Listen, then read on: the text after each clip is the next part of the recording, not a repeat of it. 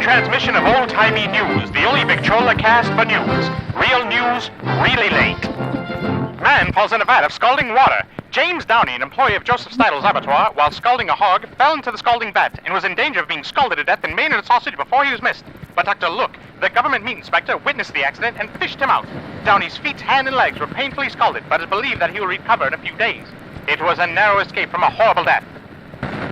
Back in his old place, Herbert McCulley, the tonsorial artist who can shave a man as quickly as Jesse James, the champion chicken pecker can shuck the feathers off of a pullet, has again resumed his old position in W.E. Carpenter's barber shop on the west side of the square, where he will be pleased to skin or scalp red men or any other of his old friends. He'll be pleased to cut your hair or pull it out, whichever you prefer.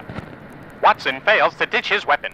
J.N. Watson, a hobo, sought for and obtained a lodging at the police station Tuesday night, which free accommodation he found more expensive than a night the highest price hotel in Chicago would have cost him, and will require several days' steady work on the streets to pay for sleeping on the soft side of a board in the calaboose. Watson is evidently a working man out of a job. If he were a professional hobo, he would have ditched his gun, as it is called in the habit of hobos, of hiding their weapons at some convenient spot before going to the police station for free lodgings, for the police invariably search every man before locking him up in his cell. This fact is well known to every professional tramp, and it is rare that anything in the shape of a weapon is found upon them. But Watson had a loaded revolver in his pocket and was greatly surprised when he was fined $27.10 for carrying a concealed weapon and put to work on the streets to pay off his fine.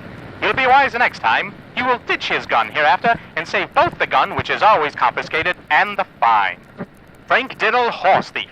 It is reported that Frank Diddle, the famous horse thief who made his headquarters in Paris while in the horse business, was captured at Ridge Farm Tuesday. It will be remembered that Diddle was one of the most industrious and enterprising citizens of Paris. He worked 3 days per week at the Merker-Wiley broom factory and spent 4 days and 7 nights per week stealing horses and buggies. It will also be remembered that Chief Stepp arrested Diddle, who was taken to jail at Rensselaer, Indiana, where he broke jail shortly afterward. About that time, Diddle's wife departed from Paris and went to Chicago, and detectives have been on her track ever since, hoping thereby to capture her husband if they attempted to communicate with each other. It is evident that Mrs. Diddle has led the detectives on a merry chase, but it seems that their patience has at last been rewarded, for they found the thief quietly working in a livery stable at Ridge Farm. Just why he should be so fatuous as to return to the neighborhood of his past crimes is one of those questions that can only be answered by the psychologist or the student of criminology. It is sufficient, however, to know that the noted horse thief returned and has been captured. This ends the transmission of Old Timey News. Real news, really late. Huzzah!